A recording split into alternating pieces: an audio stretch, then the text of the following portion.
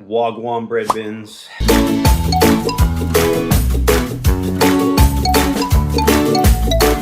Welcome back to the Osbornes in Jamaica. Now, if you've been following our journey, you'll know that we moved from sunny old England to the miserable overcast island of Jamaica about 3 and a bit months ago. It's been tricky, it's been challenging. We've made a lot of mistakes. Now, mistakes that we've made, I'm going to be looking at today.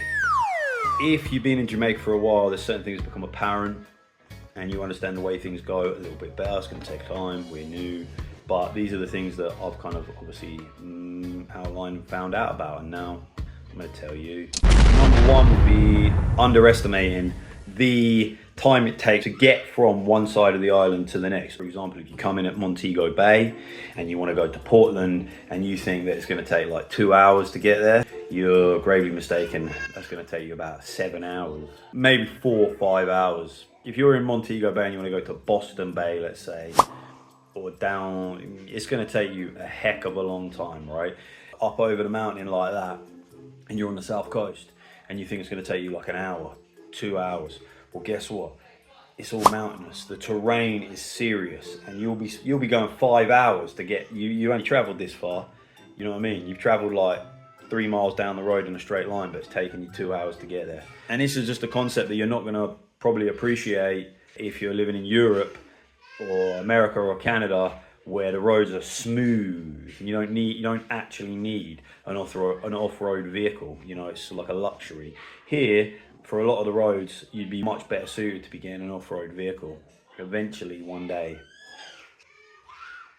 Anyway, the other things that like a mistake that you make in regards to the time it takes for travel, there's no trains. And there is like this bus service, but it's not like buses are going like every minute like they are in England or in London or what have you.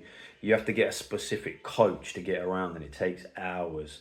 Okay, and there's no train, so you have to drive. And instead of getting a bus, you get a route taxi. And there's a heck of a lot of them. If you are on the road and you're trying to get through a town, let's say you're going through Santa Cruz, for example, or Kingston. Santa Cruz is like, I don't know, half a mile long, but it'll take you 40 minutes to get through it.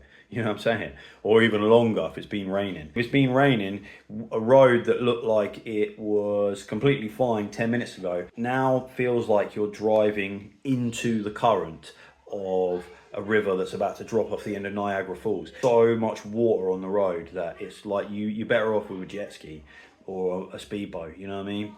Underestimating travel times. It does not take like an hour to get from one place when you think it should, okay? The terrain is like the biggest factor. The weather can be a massive factor.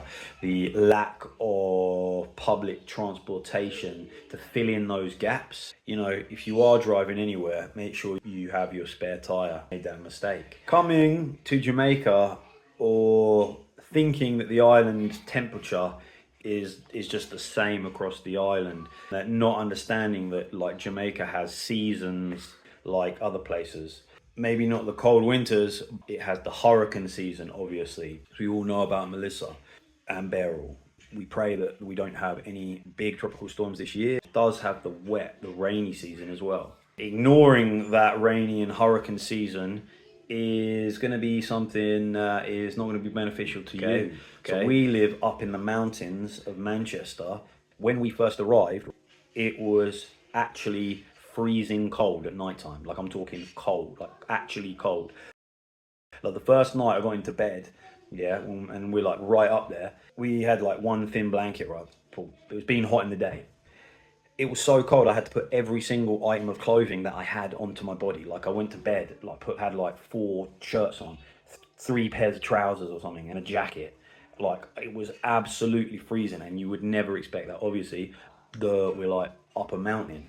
But the same is true of the rain, okay? It rains a lot where we are, like quite a lot, like almost like every day, because we're in the top of a blooming mountain. So we're literally scraping the top of the clouds, so it's hitting the top of us, and then it filters down to the rest of the island, obviously. But I'm saying, like, you don't understand that because you never even thought about it. So how the heck are you supposed to know all these different things? It's only through experiencing them that you understand them. So yeah, mistake number 2, being in the wrong place, I guess, what you thought it was. You've got to do your research. That's what everybody says online, and it's true. Point 3, expecting that Jamaica is this kind of one mega resort, and that's a mistake to think that it is. If you're thinking it's going to be this like fast-paced mega resort and you come and it's more of an island time type of scenario where things are relaxed and things get done, but there isn't this like intense pressure. You're like used to London and you're bombing around, like you're on the tube and you're going here right now. That ain't what it's like in Jamaica. And I'm still working on it. You can't fight against that. It's a mistake to try and fight against. You won't get anywhere. You need to just take your time. You only get like one thing done in a day. Be happy with that, man. You just got to appreciate the fact that that's how it runs. I'm a guest, a visitor. I'm here by the grace of God and the citizens and the people of here. I totally get that. So you go with the flow. You find that rhythm. And if the rhythm don't work for you, then you need to find another song. I love reggae and dancehall and calypso and ska. Mistake number 3, not embracing the slower pace. Not embracing it. Not just like trying to work against it or even with it to outpace it. You just need to be it. You need to get inside that rhythm, that more natural rhythm, because the rhythm of where I'm from don't feel natural to me.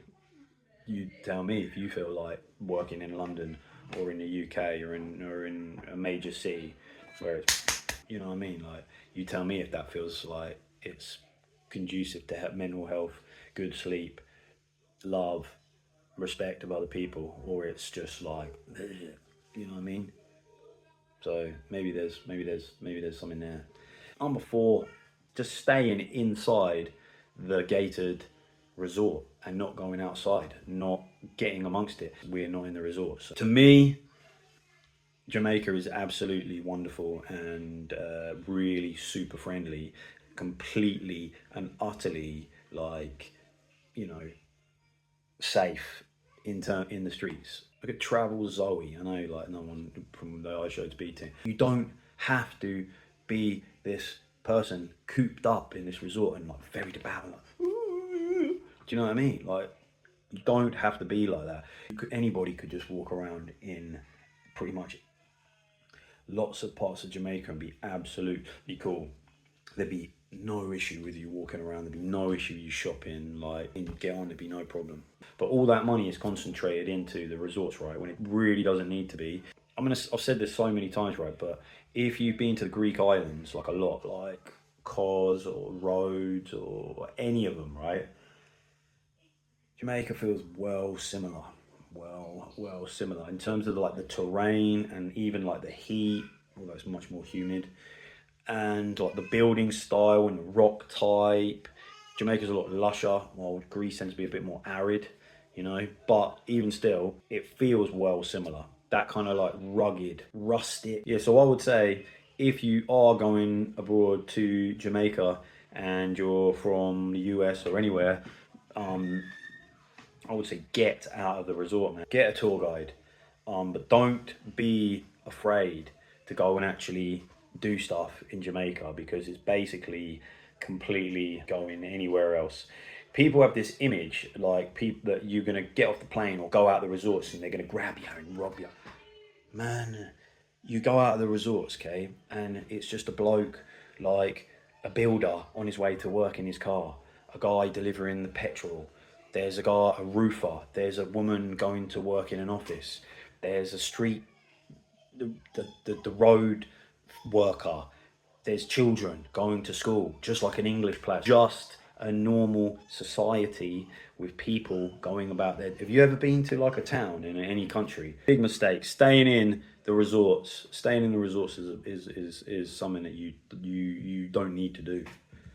Number 5 would be to underestimate the tropical sun, because tropical sun is unbelievably fierce. It depends where you are, but in some of the parishes like St Elizabeth and like South Manchester and Kingston, like St Andrew, Kingston, this is so hot. It is unreal. It's cooking. It ain't Death Valley, okay? It's not like you can fry an egg on a rock. It is you got to be in the shade. You can't like be out there for like, you know, just hanging about for like hours on end. You need a hat, you need sun cream, you need to have long sleeves even, maybe, you know what I mean? You need, and people, that's why like my mates were looking at me like wearing long sleeve t-shirts and stuff and being, oh, you're doing up getting shorts and that. You'd be like, mate, you'd have sunstroke within a couple of hours. You'd be burnt to a cinder if you haven't got that light, that you haven't been introduced to the sun and like slowly and get that tan on, man. You'd be done. You need your sun cream. Don't underestimate it, because it is going to be a big issue for you if you do, because you'll be absolutely cooked. If you don't respect the sun and the heat, you're going to end up in trouble, man. Big trouble. More than just a sunburn. It also isn't the 24/7 pie that people expect as well. It isn't all just hammocks and smoking and rum and, you know. You can't just think that it's pie. Work is done here. People are grafting. It's hard work. It ain't all pie. People know how to work. They know how to chill out. They know how to relax. They know how to enjoy their lives. You can't be in that mindset that it's just like going to, if you're in America, Cancun or something.